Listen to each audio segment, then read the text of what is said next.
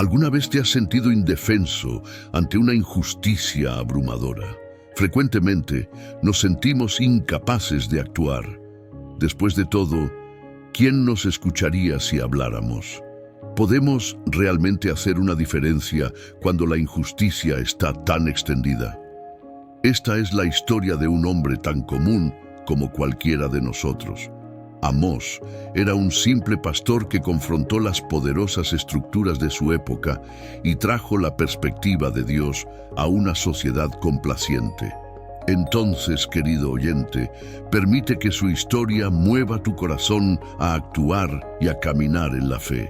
Si Dios pudo usarlo para impactar su generación, ciertamente puede usarte a ti para moldear la tuya. Antes de profundizar más en la historia de Amós, no olvides suscribirte a nuestro canal y activar la campanita de notificaciones para que YouTube te avise cada vez que publiquemos un nuevo video.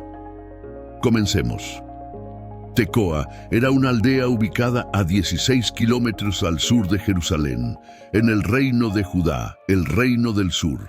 Este profeta desconocido e inesperado se dirigió a la nación de Israel, conocida en esa época como el Reino del Norte, que reunía 10 de las 12 tribus tras la división de la nación.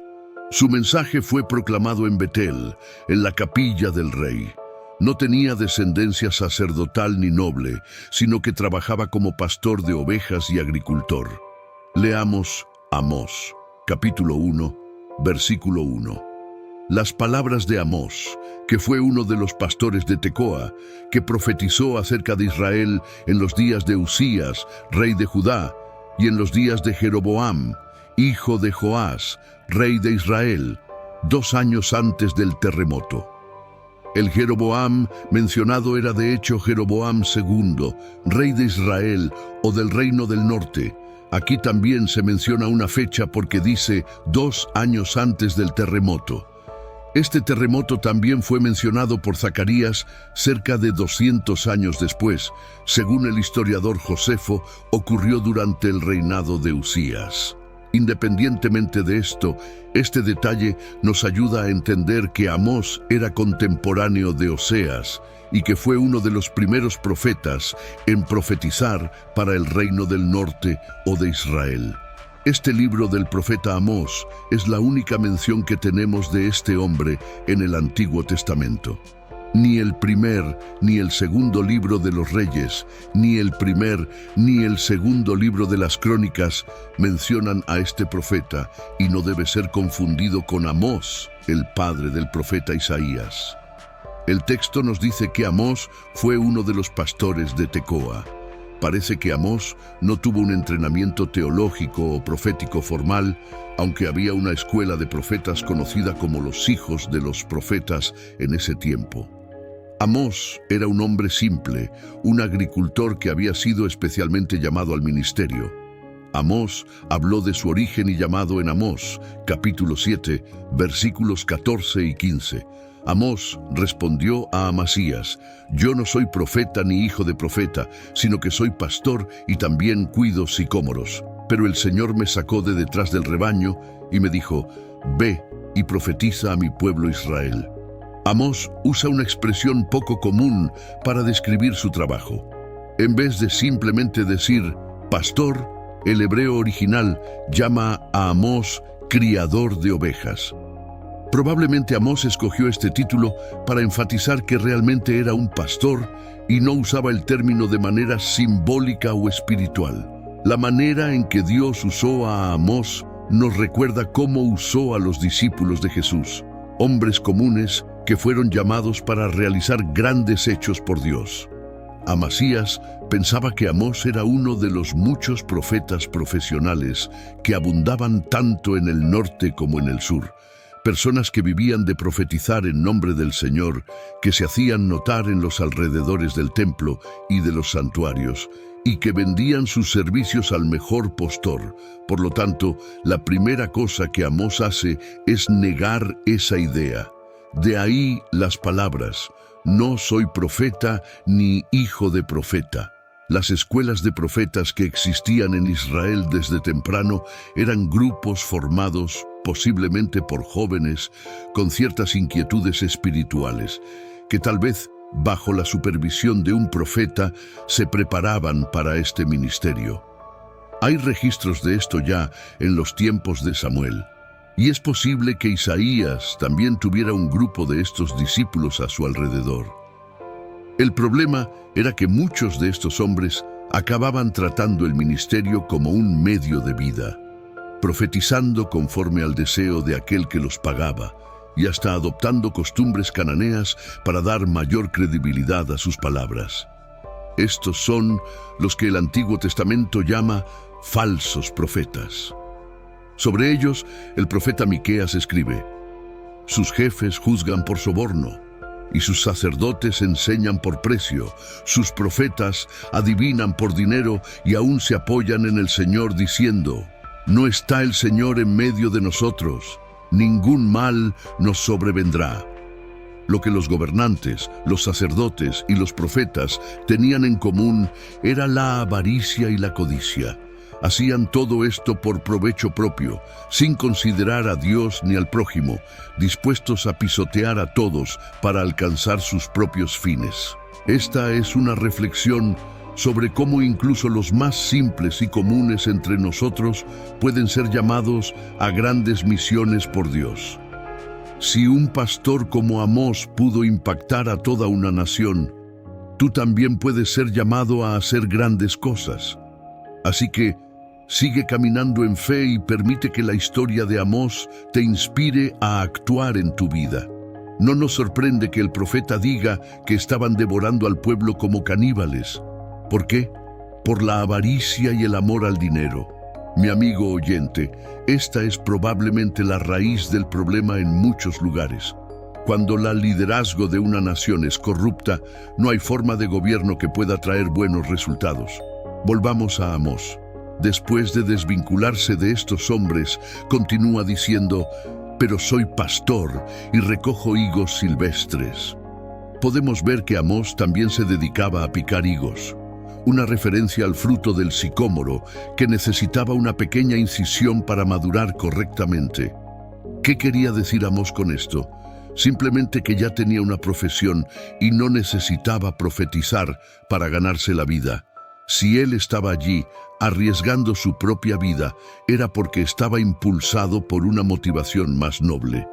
El versículo 15 del capítulo 7 nos da la respuesta. Pero el Señor me sacó de detrás del rebaño y me dijo: ve y profetiza a mi pueblo Israel. A diferencia de muchos en Israel y en Judá, él realizaba este ministerio por un llamado divino. Fue el propio Señor quien lo llamó y le dijo: ve y profetiza a mi pueblo Israel. Él corría peligro, sí. Sus palabras comenzaron a ser impopulares, pero lo importante era que estaba en el lugar designado y cumpliendo la misión que le fue confiada. Los comentaristas destacan la fuerza de las palabras: pero el Señor me sacó de detrás del rebaño. Me sacó puede ser traducido como arrebató, es decir, se trataba de un llamado al cual no pudo resistir. Este llamado lo experimentó mientras estaba ocupado en su trabajo. Amós era un hombre valiente con un mensaje de Dios. El profeta no solo era desconocido cuando llegó a Betel, en el reino del norte o de Israel, sino que también es bastante desconocido en los días de hoy. De hecho, deberíamos asociar a Amós con Oseas, porque ambos profetas fueron contemporáneos y probablemente se conocieron. El mensaje de Oseas enfatizaba el amor de Dios, presentando un Dios de amor que también está listo para juzgar, mientras que Amós hablaba sobre la elevada e inflexible justicia de Dios que lo lleva a juzgar el pecado. Es sorprendente observar que Amós tenía una apreciación global de la situación, una visión mundial. Primero habló a las naciones vecinas de Israel, a los grandes poderes mundiales de ese día, lo que no fue un hecho nuevo o único. Más tarde otros profetas como Isaías, Jeremías, Ezequiel y Daniel también lo hicieron. Pero la aproximación usada por Amós fue invertir este método. Habló primero del juicio de Dios sobre las naciones vecinas y después sobre el juicio de Dios sobre Israel. Cuando Amós habló primero en Betel, el santuario del rey, indicando que Dios juzgaría a Asiria, Filistea, Fenicia, Edom, Amón y Moab, todos llenaron el santuario del rey, reuniendo una gran cantidad de personas a su alrededor. Muchos disfrutaban escuchar mi predicación sobre los pecados de los habitantes de Moab, porque de esa forma no estaba hablando de sus propios pecados como israelitas. Hoy en día, muchas personas disfrutan escuchar al predicador condenar los pecados ajenos, sean actuales o de otros tiempos. Pero cualquier predicador que hable contra los pecados actuales y propios de sus oyentes enfrentará problemas. Creo que, incluso siendo un predicador rural venido de una región desértica, usé bastante diplomacia al hablar primero de las otras naciones. Al fin y al cabo, aunque simple, conseguí expresarme con elocuencia y fui reconocido como un gran orador. Después de hablar del juicio de Dios sobre las naciones vecinas, denuncié contra Israel que había olvidado las bendiciones de Dios. Israel se había convertido en como sus opresores al imitar sus pecados. Además, los israelitas se olvidaron del deber y la responsabilidad que tenían como pueblo de Dios, algo que los hacía merecedores del juicio divino. La razón para un juicio más severo era bastante obvia. El privilegio siempre crea responsabilidad. Cuanto mayor sea la luz de la revelación que alguien recibe, mayor es su responsabilidad ante Dios. Es evidente que tú, mi estimado oyente, y yo somos más responsables ante Dios que aquellos a quienes les fue imposible leer la Biblia y que no están escuchando de modo alguno la palabra de Dios. Frecuentemente, juzgamos a otros por su incredulidad, pero ¿ya nos hemos detenido a pensar en la tremenda responsabilidad que tú y yo tenemos debido a nuestro privilegio de poseer la palabra de Dios? Nos enorgullecemos de tener la Biblia, pero lo que realmente importa es nuestra obediencia personal a la palabra de Dios, y si estamos haciendo algo para ayudar a que la palabra llegue a otros. Así, al dejar el tema de las naciones vecinas, el profeta pasó a tratar de los pecados del pueblo de Dios, comenzando por Judá, el reino del sur de donde yo mismo venía. Leamos Amós, capítulo 2. Versículos 4 y 5. Así dice el Señor: por 3 transgresiones de Judá, y por 4 no revocaré su castigo, porque despreciaron la ley del Señor, y no guardaron sus mandamientos, y sus mentiras hicieron errar a aquellos que les seguían, y tras los cuales anduvieron sus padres. Por tanto, pondré fuego en Judá, que consumirá los palacios de Jerusalén. Aquí usé la frase típica del profeta para comunicar que podría enumerar muchas transgresiones de las cuales eran culpables, pero destacaría una de ellas que era clave: porque despreciaron la ley del Señor y no guardaron sus mandamientos, y sus mentiras hicieron errar a sus seguidores siguiendo los pasos de sus padres. Esta frase resumió en pocas palabras lo que llevó muchas páginas a los profetas Isaías, Jeremías y Ezequiel expresar. Dios juzgaría al reino del sur porque desobedecieron sus mandamientos y despreciaron la ley de Dios. Ellos tenían incluso el templo ubicado en Jerusalén, y como consecuencia serían juzgados como las otras naciones, con fuego contra ellos. Como los demás profetas, mencioné repetidamente que habría un juicio por fuego. Cuando el rey Nabucodonosor avanzó contra la ciudad, incendió completamente Jerusalén. Solo las piedras permanecieron en esa área. En particular, el uso repetido de fuego para expresar juicio continúa en el Nuevo Testamento. Ciertamente, se refería al fuego material que vendría contra los muros y palacios materiales, pero la Biblia también usa el fuego de manera espiritual para describir la obra purificadora de Dios en el creyente. La Biblia dice que Dios probará con fuego las obras de cada creyente para quemar lo que sea indigno. Cuando pensamos en el fuego purificador de Dios, debemos recordar la forma en que el apóstol Pedro lo expresó en su primera carta, capítulo 4, versículo 17. Porque es tiempo de que el juicio comience por la casa de Dios, y si comienza por nosotros, ¿cuál será el fin de aquellos que no obedecen al Evangelio de Dios? Mi amigo oyente, deberíamos invitar a Dios a quemar cualquier muro o palacio que hayamos construido contra Él, para que su obra pueda continuar en nosotros y a través de nosotros sin obstáculos. Después de anunciar el juicio de Dios sobre Judá, yo, Amós, anuncié el juicio contra Israel, el reino del norte, por su inmoralidad y blasfemia. Recuerdo que estaba proclamando estos mensajes en Betel, en el reino del norte, hablando en la capilla del rey. Creo que cada vez que me levantaba para hablar, escogía una de estas naciones y pronunciaba el juicio de Dios sobre ella. En ese momento, cuando mencioné incluso a Judá, me estaba acercando mucho al pueblo en el que me encontraba. No obstante, las 10 tribus del norte y las 2 tribus del sur estaban en estado de guerra entre sí la mayor parte del tiempo. En varias ocasiones se unieron, pero esto ocurrió solo por miedo y por la necesidad de enfrentar enemigos comunes.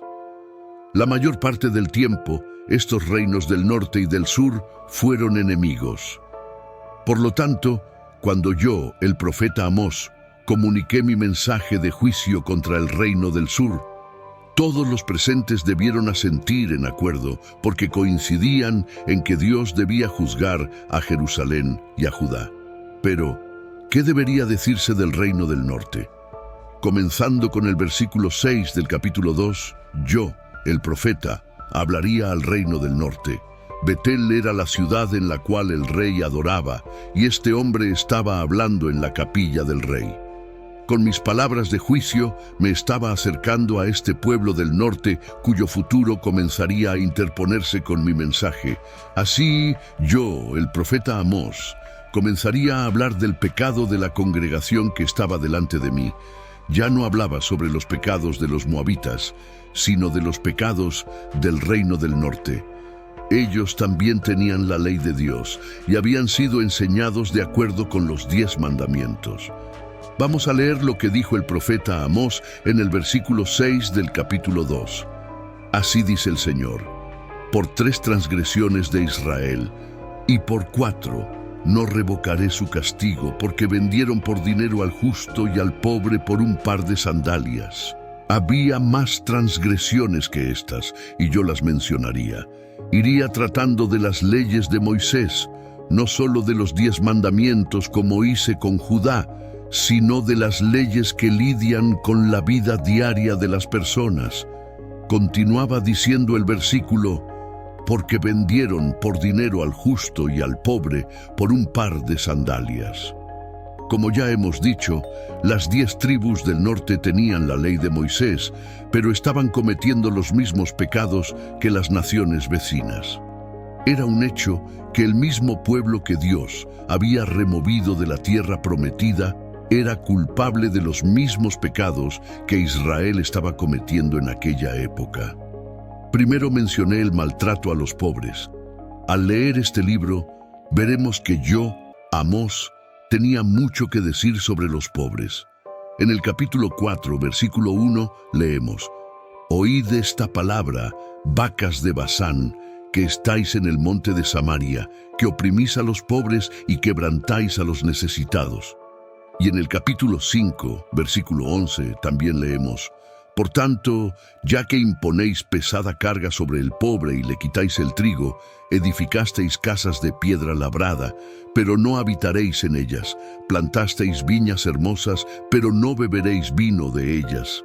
Al estudiar los profetas, comprobamos una y otra vez que los pobres no serán tratados con justicia ni equitativamente en esta tierra hasta que en ella reine el Señor Jesucristo.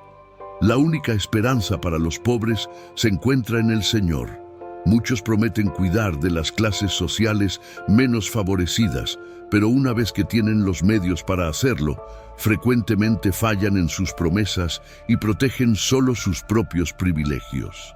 Por eso, nos sentimos agradecidos por tener a alguien como el Señor Jesucristo, que finalmente traerá justicia a los pobres.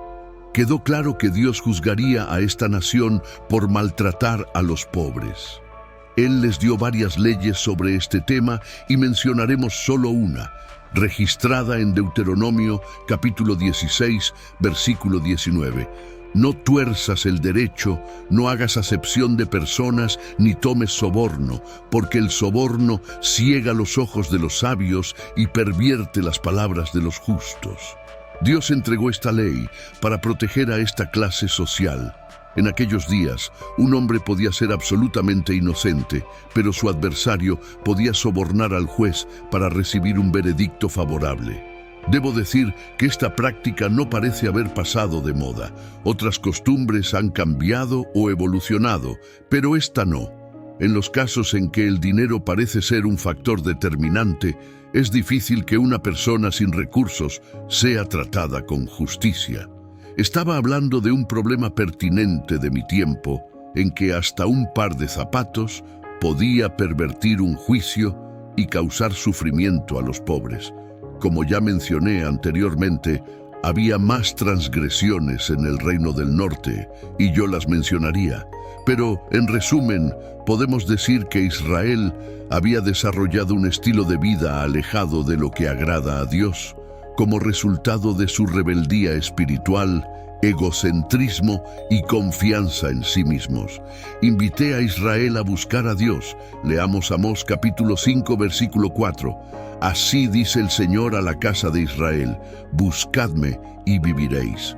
Cuando Israel estaba maduro para el juicio, la clave para sobrevivir era simplemente buscar a Dios. Sin embargo, no podían buscar al Señor a menos que dejaran de buscar lugares de desobediencia y obstinación, ejemplificados por Betel y Gilgal, otros centros rivales de adoración.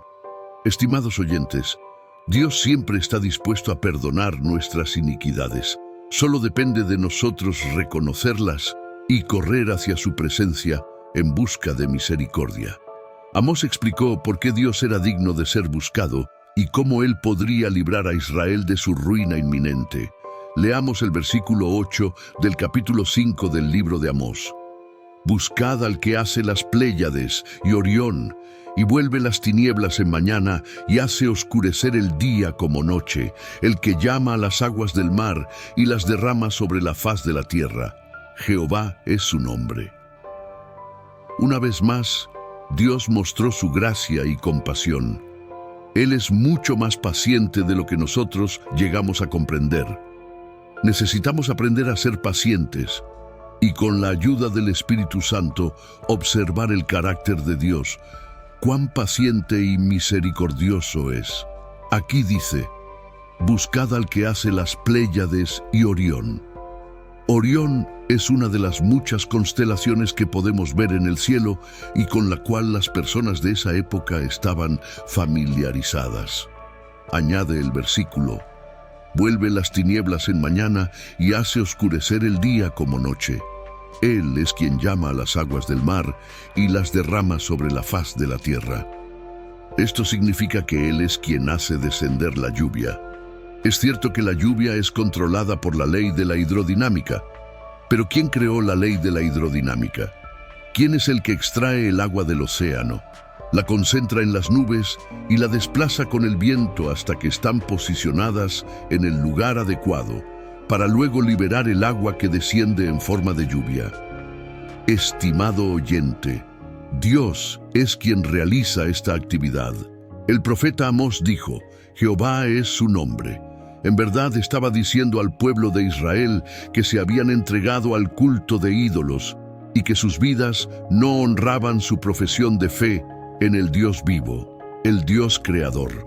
Amigo oyente, en el mundo no encontrarás lo que tu alma realmente desea. Busca a Dios y vivirás. Vuélvete hacia Él y lo encontrarás con los brazos abiertos diciendo: Venid a mí todos los que estáis trabajados y cargados, y yo os haré descansar. Sí, quien hizo las estrellas que anuncian la mañana y la noche, la primavera y el invierno, quien transforma las tinieblas en mañana, te invita y te espera. Él es la respuesta, Él es el camino, la verdad y la vida. Si lo tienes a Él, lo tienes todo. Dios fue firme.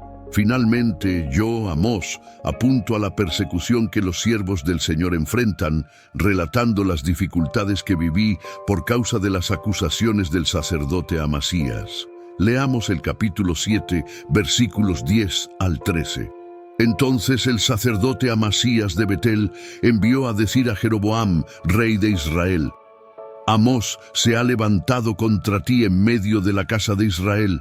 La tierra no puede soportar todas sus palabras, porque así ha dicho Amós: Jeroboam morirá a espada, e Israel será llevado de su tierra en cautiverio.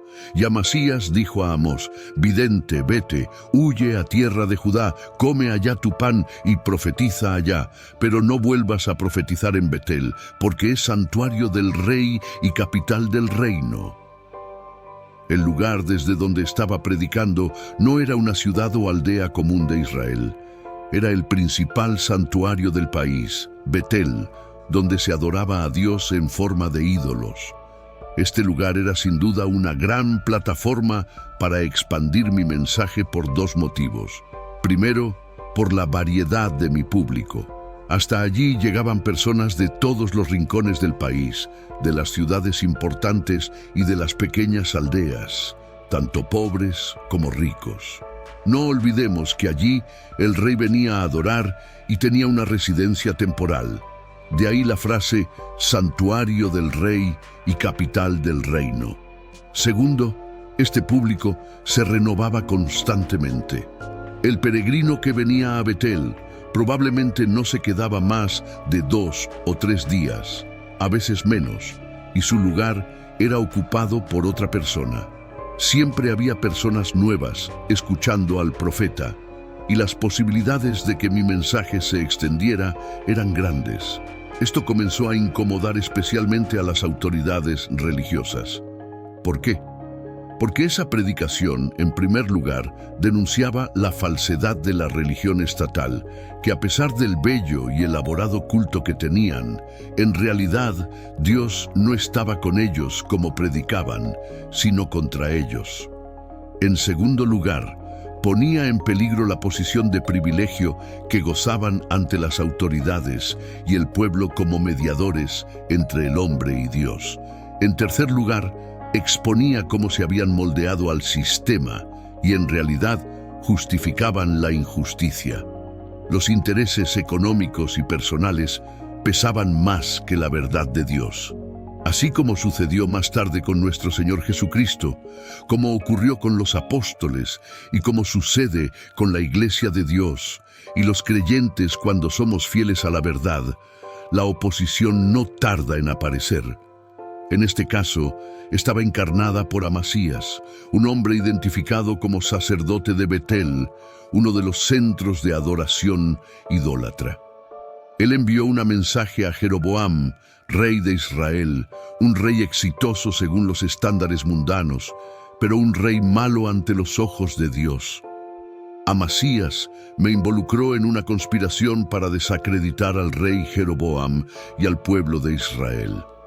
También dijo que mi mensaje era demasiado duro. La tierra no puede soportar todas sus palabras, y Jeroboam morirá a espada. Era cierto que yo había dicho algo sobre la espada y Jeroboam, pero yo, el profeta, no había dicho que Jeroboam personalmente moriría por la espada. El sacerdote Amasías era un político eclesiástico que estaba distorsionando la verdad, y esa es la peor especie de mentira. Un autor dijo que sacerdotes contratados de esta clase siempre han sido el gran enemigo de los verdaderos profetas de Dios.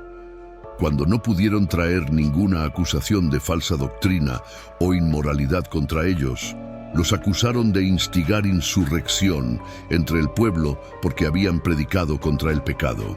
También podemos ver que Amasías, con sarcasmo y veneno, intentó ridiculizarme y con una actitud condescendiente me dijo: vidente, vete, huye a tierra de Judá, come allá tu pan y profetiza allá. Y no profetices más en Betel, porque es santuario del rey y capital del reino. En realidad me estaba diciendo: ¿quién te dijo que eras un predicador? ¿Dónde está tu título? ¿A qué escuela fuiste? ¿Quién te ordenó para el ministerio? ¿Dónde predicabas antes de venir aquí? Vete de aquí, vidente. Con otras palabras, me estaba diciendo que desapareciera de su vista. Amasías insinuaba que yo, Amós, profetizaba simplemente por dinero y que no quería verme más por allí. Querido oyente, quiero que escuches la respuesta que este gran profeta de Dios dio a este hombre. Amós, quien predicó la justicia y el juicio de Dios, fue considerado por algunos como un profeta ardiente como el fuego. Pero observemos cuán gentil y cortés fui realmente. Leamos los versículos 14 y 15. Entonces respondió Amós y dijo a Amasías: no soy profeta, ni hijo de profeta, sino que soy boyero y recolector de higos silvestres. Y Jehová me tomó de detrás del ganado y me dijo: ve y profetiza a mi pueblo Israel. Estimado oyente, debo decirte que si difundes la palabra de Dios, serás puesto en duda y desafiado. Amós fue un hombre de Dios que proclamó el mensaje de Dios simplemente porque el pueblo de Israel practicaba una religiosidad superficial, lo que no garantizaba que Dios no los juzgaría por sus pecados. Los israelitas rechazaron la ley divina, especialmente en sus engaños, robos, violencia y oposición a los pobres. Dios les dijo que despreciaba sus días de fiesta, aunque presentaran sus holocaustos y ofrendas de cereales, no los aceptaría. Las canciones del pueblo se apagarían y el juicio de Dios descendería como aguas y su justicia como un torrente poderoso, como nos muestran los versículos 16 y 17 del capítulo 7 del libro de Amós. Ahora pues, oye la palabra del Señor. Tú dices: no profetices contra Israel, ni hables contra la casa de Isaac. Por tanto, así dice el Señor: tu mujer se prostituirá en la ciudad, y tus hijos y tus hijas caerán a espada, y tu tierra será repartida por suertes, y tú morirás en tierra inmunda, e Israel será llevado cautivo lejos de su tierra. La palabra de Dios a Amasías, a través del profeta Amós, no fue menos que la calamidad que él quería evitar al silenciar a Amós. El texto dice: Israel será llevado cautivo lejos de su tierra. Esto era exactamente lo que Amasías acusaba a Amós de decir como parte de la llamada conspiración. Amós fue lo suficientemente audaz para hablar en nombre del Señor y decir a Amasías y a todos los demás que el cautiverio inminente de Israel era realmente verdadero. Esta era una palabra difícil en las circunstancias más difíciles, pero fui fiel al pronunciarla. Amigo oyente, Dios realmente cumple sus promesas. Él llevaría a cabo el veredicto que dictó, el juicio contra Israel. El reino del norte se efectuaría con su caída en el año 722 a.C., en manos de los asirios. De este modo, la mensaje de Amós destaca la justicia de Dios. Aunque rechazada por muchos, la justicia de Dios es tan santa y digna de ser alabada como su gracia y amor. A veces parece que Dios demora su justicia, sin embargo, es su bondad la que lo lleva a realizar muchas advertencias previas a la ejecución de sus juicios. Amós también señala la restauración futura de Israel con el Mesías, como podemos ver en el capítulo 9, versículos 11 al 15 del libro de Amós. La historia bíblica continúa. Aunque el reino del norte, Israel, pecó y sufrió las consecuencias, el pueblo de Dios disfrutará de sus bendiciones por medio del ungido de Dios, el Mesías.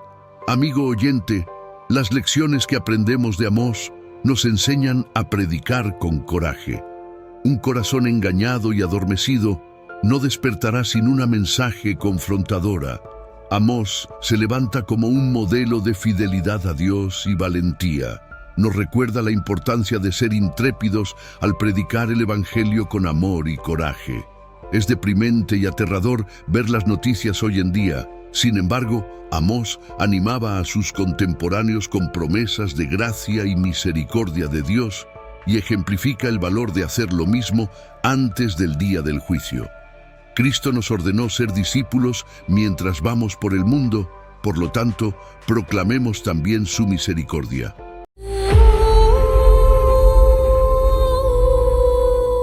En tiempos antiguos, en las tierras áridas de Galaad, en la Transjordania, surgió Elías el Tisbita, un hombre cuya fama trascendía los escritos, ya que, aunque no hay crónica exclusivamente suya, su vida resonaba más alto que la de muchos reyes en el siglo I a.C.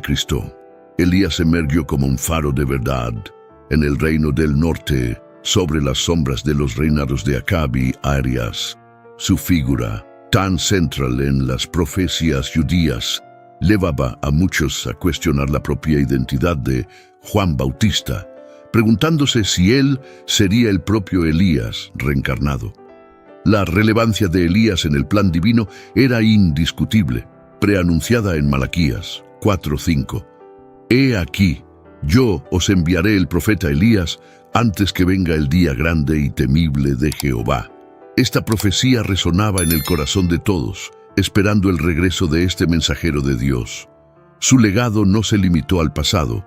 Su presencia en el monte de la Transfiguración, junto a Moisés y al Señor Jesús, discutiendo el sacrificio redentor, marcaba la eternidad de su misión.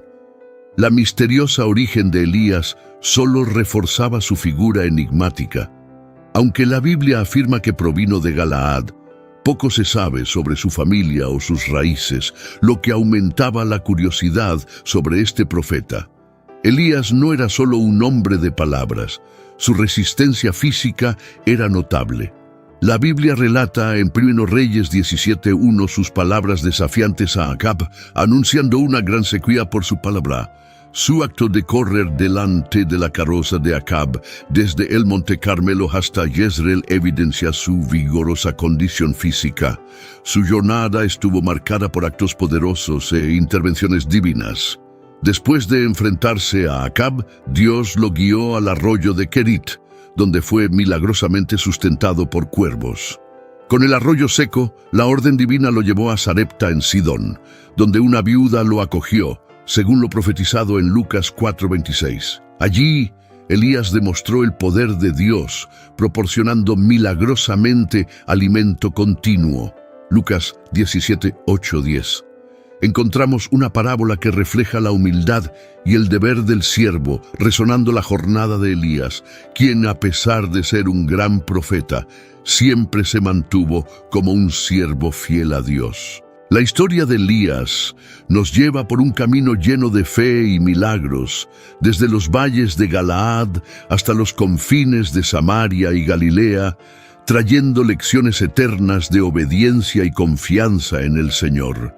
En una aldea, mientras Elías continuaba su jornada, ocurrió un encuentro sorprendente con 10 hombres leprosos excluidos y desesperados que clamaron por misericordia a Jesús, implorando por curación.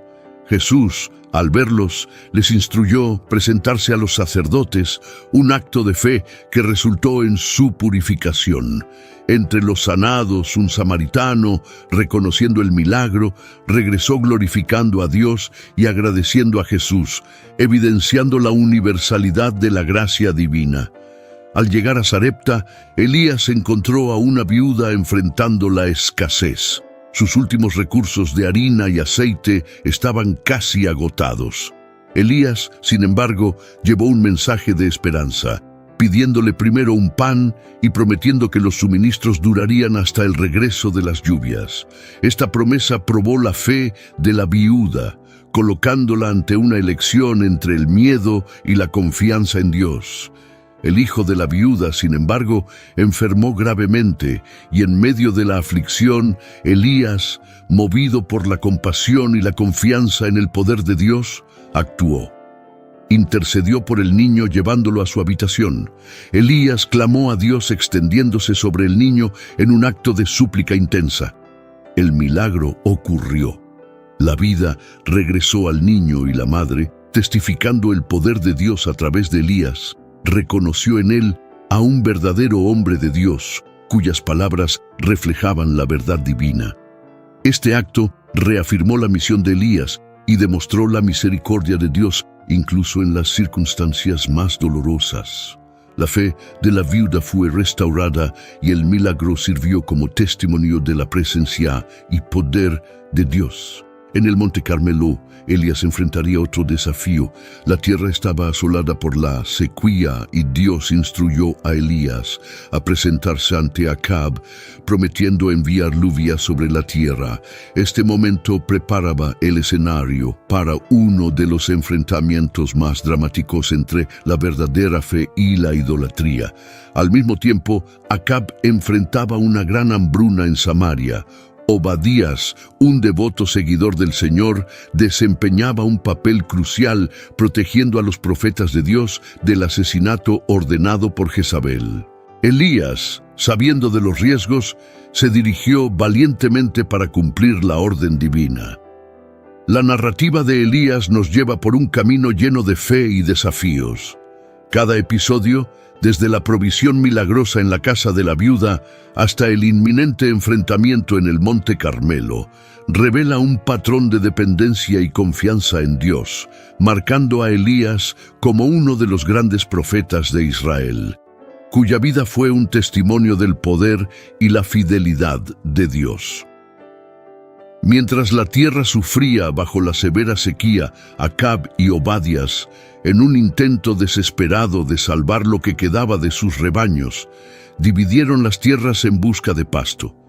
Cada uno esperaba encontrar algo de hierba en el curso de su búsqueda.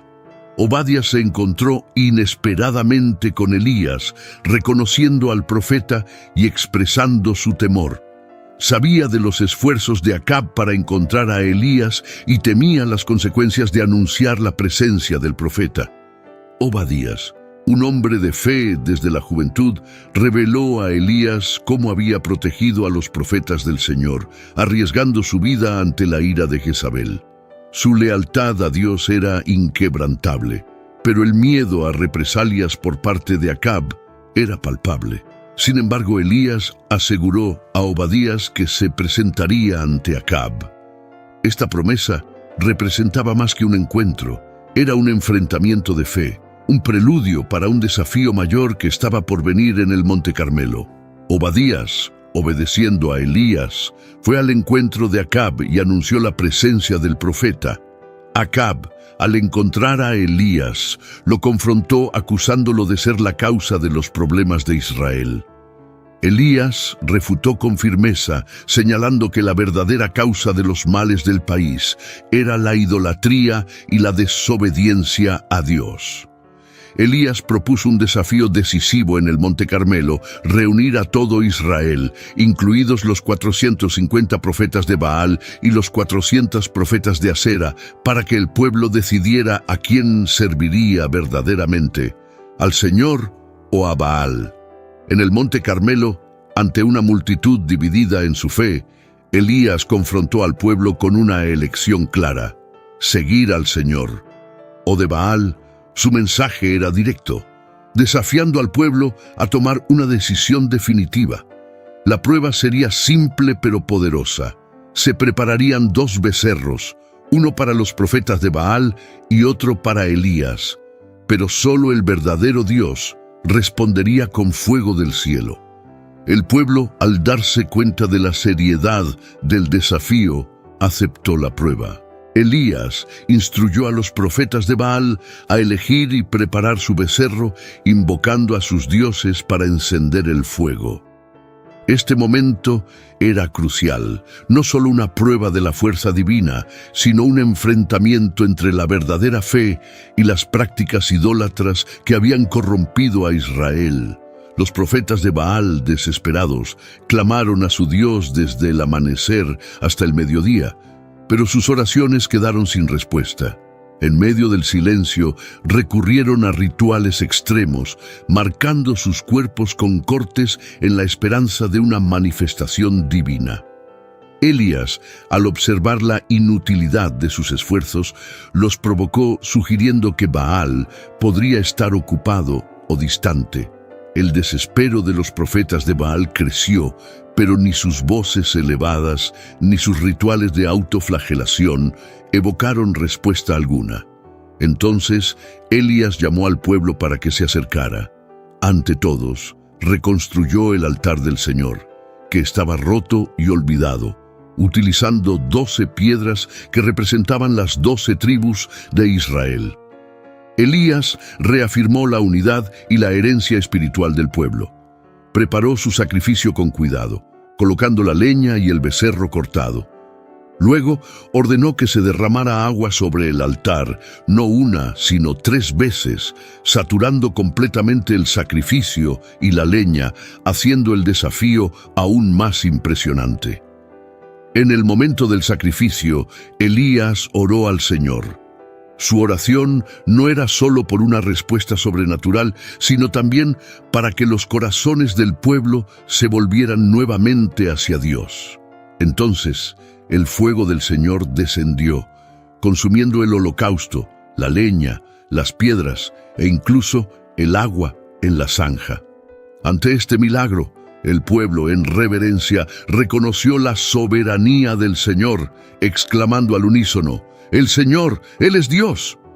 En un acto de justicia divina, Elías ordenó que los profetas de Baal fueran llevados al arroyo Quizón, donde fueron ejecutados. Este acto simbolizaba la erradicación de la idolatría y la restauración del compromiso de Israel con el Señor. Después del triunfo en el Monte Carmelo, Elías anunció a Acab la llegada de la lluvia. Mientras Acab se retiraba, Elías subió a la cumbre del Carmelo. Humildemente se postró en oración, esperando la señal de la lluvia prometida. Después de 7 intentos de su siervo de avistar alguna señal en el cielo, finalmente apareció una pequeña nube. Este pequeño signo preludiaba el cambio esperado, la lluvia que rompería la larga sequía. Pronto, el cielo se llenó de nubes y una fuerte lluvia cayó sobre la tierra, un signo tangible de la misericordia y el poder de Dios. Sin embargo, la victoria de Elías en el Carmelo tuvo consecuencias. Jezabel, furiosa por la derrota de sus profetas, amenazó a Elías, obligándolo a huir para salvar su vida. Desalentado y temeroso, Elías emprendió una fuga solitaria hacia Berseba en Judá, dejando atrás a su siervo. Exhausto y desesperado, Elías se refugió en el desierto, expresando su deseo de morir, sintiéndose incapaz de continuar. En ese momento de vulnerabilidad, Elías reveló su humanidad, compartiendo los mismos sentimientos de desespero y limitación que todos enfrentamos en algún momento. En el desierto, exhausto y desesperanzado, Elías encontró refugio bajo la sombra de una retama. En su momento de mayor vulnerabilidad, un ángel del Señor lo visitó, trayendo sustento y consuelo. El pan horneado en las brasas y la jarra de agua no solo eran provisiones físicas, sino también un signo de la continua presencia y cuidado de Dios. En la segunda visita, el ángel alentó a Elías a alimentarse para la jornada que tenía por delante. Con la fuerza de esta comida celestial, Elías viajó durante 40 días y 40 noches hasta llegar al monte Horeb, el monte de Dios, un lugar de encuentros divinos y revelaciones.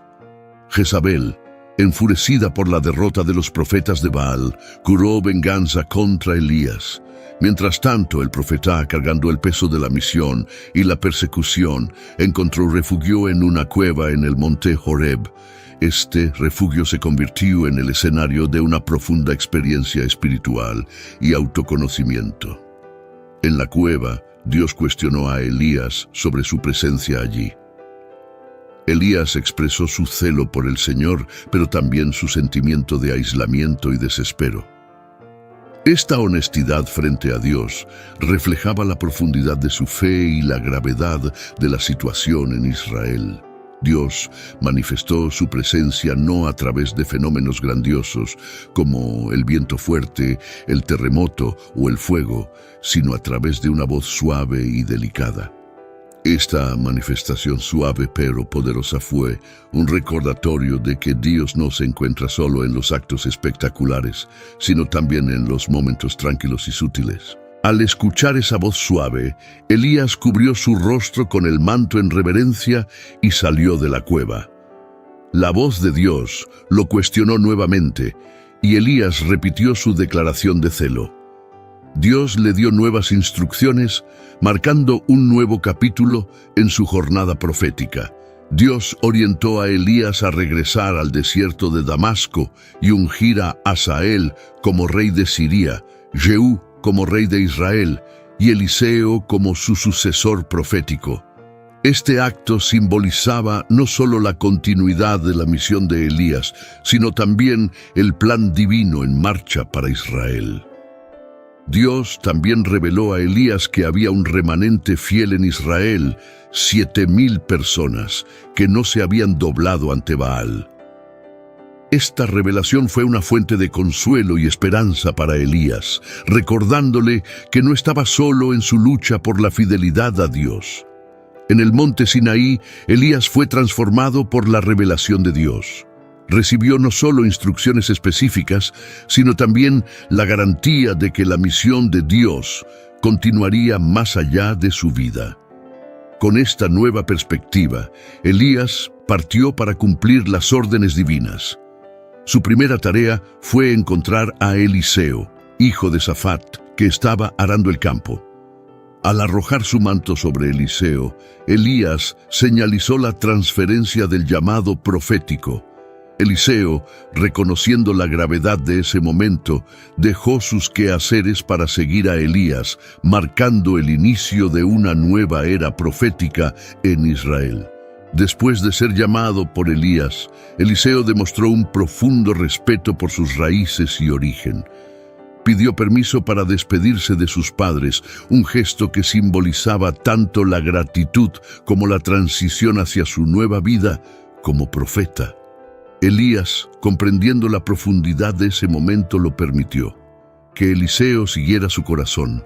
Realizó un gesto simbólico de despedida al sacrificar los bueyes con los que araba y compartir la carne con la gente, marcando así el fin de su antigua vida y el inicio de su jornada como siervo de Dios. La visita de Elías a Eliseo no fue solo un encuentro casual, sino un momento de transformación. Al aceptar el manto de Elías, Eliseo se comprometió a seguir un camino de dedicación y servicio al Señor, una decisión que daría forma al resto de su vida. Mientras tanto, Eliseo viajó a Damasco, donde Ben-Hadad, el rey de Siria, estaba gravemente enfermo. El rey, ansioso por conocer el desenlace de su enfermedad, envió a Hazael con regalos para Eliseo, buscando una palabra del Señor. Este encuentro entre Eliseo y Hazael estaba lleno de significado profundo y consecuencias futuras para Siria e Israel. Al encontrarse con Hazael, Eliseo transmitió un mensaje ambiguo. Ben-Hadad se recuperaría de la enfermedad, pero eventualmente moriría. Este enigma revelaba no solo el futuro del rey, sino también la complejidad de los designios de Dios y el papel que Hazael desempeñaría en ellos. Al ver el futuro a través de Hazael, Eliseo lloró, anticipando el sufrimiento que Hazael infligiría al pueblo de Israel. Esta visión conmovió profundamente a Eliseo. Confundido por la reacción de Eliseo, Hazael no comprendió completamente el impacto de sus futuras acciones. Al escuchar la profecía de Eliseo sobre su ascenso al trono, Hazael cuestionó su capacidad para cometer tales atrocidades. Sin embargo, la respuesta de Eliseo fue clara. Era lo que Dios había revelado. Así, Hazael regresó a Ben-Hadad, cuya muerte pronto se cumplió, confirmando la palabra profética. El relato Luego se dirige a la historia de Nabot y su viña. Acab, deseando la viña de Nabot para convertirla en un jardín, le ofreció un intercambio o pago. Fiel a la herencia de sus padres y la ley de Dios, Nabot rechazó la oferta del rey, una decisión que marcaría trágicamente su destino. La reacción frustrada e irritada de Acab ante este rechazo reveló no solo su carácter, sino también la corrupción que impregnaba su reinado. Jezabel, observando la angustia de Acab, decidió intervenir, desencadenando una serie de eventos que llevarían a uno de los episodios más oscuros de la historia de Israel. Al ver a Acab abatido y desanimado por el rechazo de Nabot, Jezabel intervino con determinación. Cuestionó la autoridad de Acab como rey, enseñándole que debía tener el poder para tomar lo que quisiera, con astucia y disposición para el mal. Jezabel ideó una estrategia para obtener la viña sin considerar la justicia ni la moralidad. Actuó de manera siniestra al escribir cartas en nombre de Acab y sellarlas con el sello real. Envió estas cartas a los líderes de la ciudad de Nabot, instruyéndolos a organizar un juicio falso acusando a Nabot de blasfemia, un crimen castigado con la muerte. El plan de Jezabel se ejecutó meticulosamente. Nabot fue honrado y luego humillado públicamente, acusado falsamente de blasfemar contra Dios y el rey. Esta maquinación cruel llevó a su muerte por lapidación. La trama de Jezabel tuvo éxito y Nabot fue condenado e injustamente ejecutado. Su destino fue el resultado de una manipulación corrupta y la codicia desenfrenada del poder real. La muerte de Nabot representó una grave injusticia y un punto bajo en la historia de Israel durante el reinado de Acab. Después de la ejecución, la historia continúa. Jezabel informó rápidamente a Acab que la viña ahora estaba disponible para él con Nabot muerto. Acab no dudó en reclamar la viña, un acto que simbolizaba su total sumisión a la maldad y la influencia corrupta de Jezabel. En el momento en que Acab entró en la viña de Nabote, tomando posesión de ella, la palabra del Señor llegó a Elías. Dios instruyó a Elías a confrontar a Acab, acusándolo de asesinato y usurpación. Este encuentro entre Elías y Acab sería un momento de gran tensión y confrontación espiritual. Elías obedeció la orden de Dios y confrontó a Acab en la viña. Transmitió a Acab el duro mensaje de Dios. Debido a sus acciones, habría consecuencias graves no solo para él, sino para toda su casa. Elías anunció que el mismo destino que encontró Nabote lo encontraría Acab. Al encontrarse con Elías, Acab lo llamó enemigo, pero Elías respondió con la verdad de sus acciones. Profetizó que la casa de Acab enfrentaría una destrucción total y que Jezabel tendría un fin trágico. Estas profecías reflejaban la justicia divina en respuesta a la corrupción y al mal. La historia de Nabote, Acab y Jezabel es un poderoso recordatorio de las consecuencias del pecado, la avaricia y la injusticia. Destaca la importancia de la integridad y la fidelidad a Dios, incluso frente a las mayores provocaciones y desafíos. La condena pronunciada por Elías a Acab fue grave y simbólica. Los perros comerían a los que pertenecían a Acab y murieran en la ciudad, mientras que las aves del cielo devorarían a los que murieran en el campo.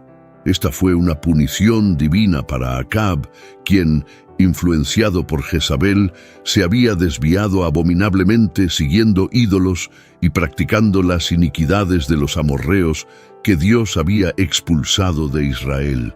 Al escuchar las palabras de Elías, Acab demostró un raro cambio de actitud.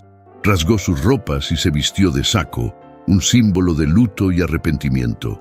Este cambio de comportamiento mostraba que incluso en los momentos más oscuros había espacio para el arrepentimiento. A pesar de esto, Acab persistió y envió otro capitán con 50 hombres para enfrentar el mismo destino. Estos eventos resaltan el poder de Dios y la autoridad de sus profetas, incluso ante la oposición de los reyes.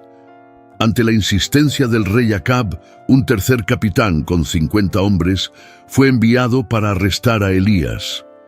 Sin embargo, a diferencia de los anteriores, este capitán, consciente del poder divino que Elías poseía, se acercó con humildad y respeto. Se arrodilló ante el profeta, implorando por la vida de él y de sus hombres, reconociendo el poder de Dios manifestado a través de Elías. El ángel del Señor, al ver la postura humilde y respetuosa del capitán, instruyó a Elías a bajar con él sin miedo. Este momento demostró que la humildad y el reconocimiento del poder de Dios pueden cambiar el curso de los acontecimientos, incluso en situaciones de confrontación y tensión. La historia de la codicia de Acab por la viña de Nabote y la manipulación de Jezabel para obtenerla retrata un escenario de injusticia y corrupción. El encuentro de Acab con Elías en la viña es un poderoso recordatorio de que la justicia divina prevalece sobre las maquinaciones humanas. La respuesta de Dios al arrepentimiento de Acab fue un aplazamiento del mal que estaba destinado a caer sobre su casa. Esta situación subraya la misericordia de Dios y su disposición a responder al arrepentimiento genuino. Después de la muerte de Acab, su hijo Ocosías se convirtió en rey. Herido, buscó la orientación de Baal-zebub, el dios de Ecrón, ignorando al Dios de Israel. Elías fue instruido por un ángel a confrontar a los mensajeros del rey, cuestionando su decisión de buscar consejo en dioses paganos. Elías transmitió el mensaje de Dios a los mensajeros. Ocosías no se recuperaría de su enfermedad, sino que moriría. Esta predicción fue un juicio directo sobre la falta de fe del rey y su búsqueda de orientación fuera del Señor. Cuando los mensajeros regresaron a Ocosías con el mensaje de Elías, el rey preguntó sobre la identidad del hombre que les había hablado. Al escuchar la descripción, Ocosías reconoció que era Elías el tisbita. En un intento de confrontar a Elías, Ocosías envió a un capitán con 50 hombres, pero Elías, firme en su posición como profeta de Dios, pronunció un juicio divino. Si realmente era un hombre de Dios, el fuego descendería del cielo y consumiría al capitán y a sus hombres. Elías acompañó al capitán hasta Ocosías y allí reafirmó el mensaje divino. Ocosías no se recuperaría porque había buscado consejo en dioses paganos, ignorando al Dios de Israel. Ocosías, sin un heredero, murió según la palabra del Señor pronunciada por Elías, y Jeroboam ascendió al trono. El reinado de Ocosías, marcado por la idolatría y la desobediencia a Dios, dejó un legado de advertencia. Sus acciones y el trágico desenlace de su reinado fueron registrados en los anales de la historia de Israel y Judá, sirviendo como un recordatorio sombrío de las consecuencias del alejamiento de Dios. La historia de Ocosías es un ejemplo claro de cómo las elecciones de los líderes pueden impactar no solo sus propias vidas, sino también el destino de todo un pueblo. Su muerte marcó el final de un período turbulento en Israel, abriendo paso a una nueva era bajo el reinado de Jeroboam. La narrativa de Elías y Ocosías nos recuerda una verdad profunda. Un discípulo no es mayor que su maestro, ni un siervo mayor que su señor. Las acciones de Ocosías, al buscar consejo en dioses falsos, reflejan los errores de su padre Acab, demostrando un patrón de desobediencia y rebeldía que se repitió a lo largo de su reinado. El enfrentamiento entre Elías y los mensajeros de Ocosías destaca la autoridad y el poder de los verdaderos profetas de Dios. Elías, enfrentándose a las fuerzas del rey, permaneció firme en su misión de proclamar la palabra del Señor. Su postura ante los desafíos y peligros refleja su total confianza y fe en el Señor. Sus acciones, aunque a veces severas, estaban alineadas con la justicia divina y demostraban la seriedad con la que Dios ve la idolatría y la desobediencia. En el capítulo final de la jornada terrenal de Elías, él y Eliseo viajaron juntos desde Gilgal. Sabiendo que sería llevado al cielo, Elías instruyó a Eliseo a quedarse en Gilgal, pero Eliseo, dedicado y leal, se negó a dejar a su maestro. Él sabía que Elías sería llevado por Dios, y su devoción lo llevó a acompañar a Elías en cada etapa de su jornada final. En Betel, los hijos de los profetas, conscientes del destino inminente de Elías, se acercaron a Eliseo cuestionando su decisión de seguir a Elías. Eliseo, consciente de lo que estaba por suceder, les pidió silencio, demostrando su respeto y serenidad ante el momento sagrado que se aproximaba. La jornada continuó hacia Jericó, donde nuevamente los hijos de los profetas se acercaron a Eliseo con la misma pregunta. Con la misma firmeza, Eliseo reiteró su intención de quedarse al lado de Elías hasta el final. Cuando llegaron al Jordán, Elías realizó un milagro al golpear las aguas con su manto, dividiendo el río y permitiendo que ambos cruzaran en tierra seca. Este acto fue un poderoso símbolo del poder de Dios actuando a través de Elías. En la orilla opuesta del Jordán, Elías le preguntó a Eliseo qué deseaba antes de ser llevado al cielo. Eliseo, buscando continuar, el legado de su maestro llevó a Eliseo a pedir una porción doble del espíritu de Elías, reflejando su aspiración de ser un siervo fiel de Dios, al igual que Elías lo fue. Cuando Elías fue llevado al cielo en un torbellino dentro de un carro de fuego tirado por caballos de fuego, Eliseo observó la escena con admiración y pesar. La partida de Elías marcó el fin de una era y el comienzo del ministerio de Eliseo. Después de la ascensión de Elías, Eliseo rasgó sus propias ropas en dos, simbolizando el fin de su aprendizaje y el inicio de su propio ministerio como profeta principal de Israel. La travesía por el Jordán, la ascensión de Elías y la solicitud de Eliseo de una porción doble del espíritu de Elías son eventos llenos de simbolismo y significado. Representan la continuidad del trabajo de Dios a través de sus profetas y la transición del manto profético de una generación a la siguiente. Después de la ascensión de Elías, Eliseo regresó solo, llevando consigo el manto de su maestro. Al cruzar el Jordán, Eliseo demostró que el espíritu de Elías reposaba sobre él, señalando que la misión profética de Elías continuaría a través de él. En Jericó, los hijos de los profetas reconocieron la autoridad espiritual de Eliseo, acercándose a él con respeto y reverencia, confirmando que el espíritu de Elías estaba con Eliseo. A pesar del reconocimiento de Eliseo como sucesor de Elías, los hijos de los profetas buscaron a Elías, y aunque Eliseo conocía el destino de su maestro, finalmente cedió a su solicitud. Sin embargo, la búsqueda fue infructuosa, confirmando la ascensión de Elías al cielo. La profecía de Elías sobre la casa de Acab encontró su cumplimiento en el reinado de Jehú. Utilizando las palabras proféticas de Elías como justificación, Jehú erradicó por completo la casa de Acab, cumpliendo el juicio divino sobre esa familia.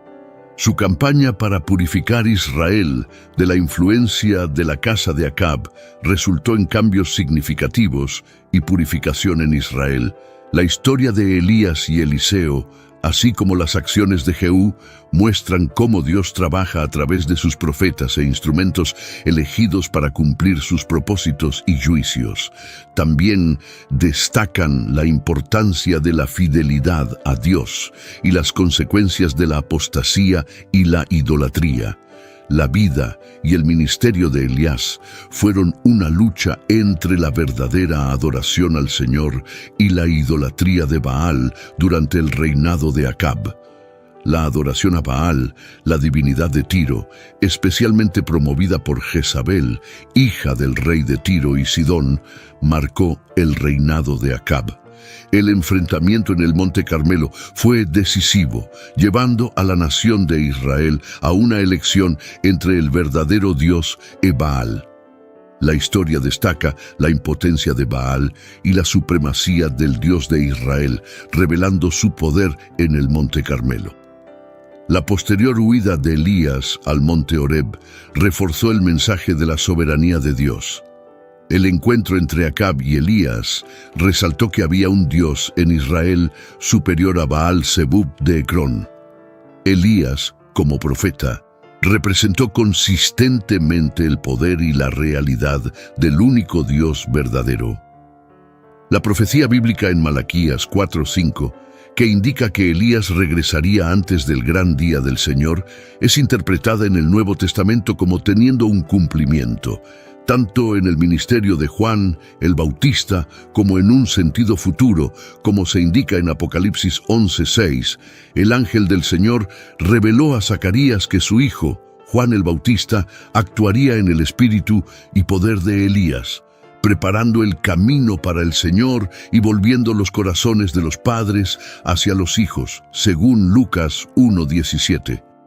A pesar de la negación de Juan de ser Elías, Jesús se refirió a él como el Elías que estaba por venir, estableciendo un paralelo entre los ministerios de Elías y Juan el Bautista, quien preparó el camino para el Mesías. Cuando le preguntaron a Juan sobre su identidad, afirmó ser la voz del que clama en el desierto, alineándose con la profecía de Isaías. Sin embargo, los fariseos cuestionaron su autoridad para bautizar, ya que no se identificaba como el Cristo, Elías ni el profeta prometido.